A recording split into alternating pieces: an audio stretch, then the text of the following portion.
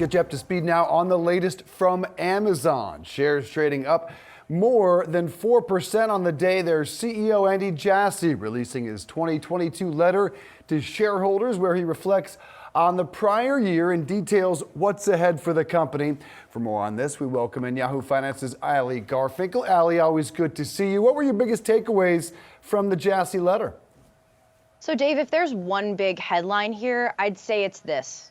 Amazon is officially entering the generative AI arms race. Now, we knew this day was probably coming, and Amazon in this letter even says we've been investing in large language models, LLMs, and generative AI for a while. And to that end, what's happening is Amazon is launching its own AI-based cloud service called Bedrock, which allows clients to build generative AI-powered apps with pre-trained models. It's important to say we actually, as we are talking about the risks of AI as a society, it's important to say that there's actually a lot we don't know about Bedrock right now, including the sort of data it's trained on. But all in all, big picture, this is a very Amazon-y take, isn't it? It's very B2B, and a lot of the clients that have been named are clients like Deloitte, for example, or Accenture, these very enterprise-focused companies.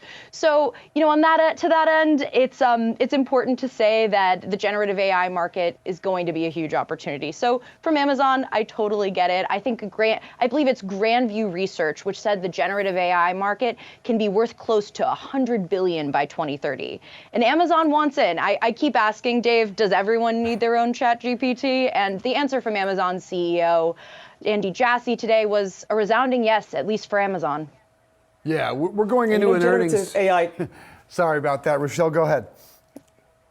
Well, I was going to say generative AI is really getting all the spotlight here, but what about the tried and true, the Amazon Web Services? What did we hear about that?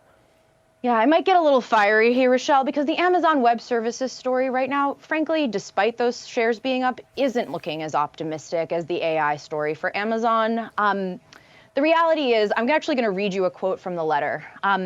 AWS faces short-term headwinds right now as companies are being more cautious in spending given the challenging current macroeconomic conditions.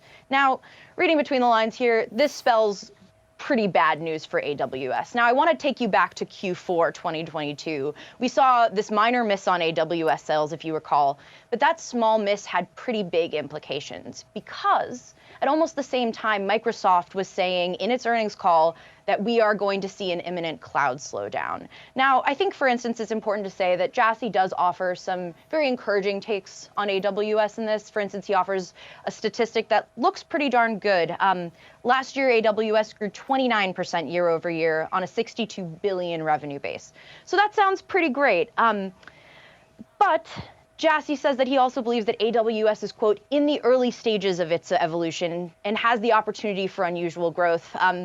I'm just going to be real with you here. Every single cloud expert I talk to say those early days of high growth in AWS and in cloud in general are over. So I think there are still a lot of outstanding questions about where Amazon lands if AWS isn't a growth monster. Indeed, at least for today, though, investors clearly seeing some upside here based on that letter as well. Ali Garfinkel, thank you for breaking that down for us.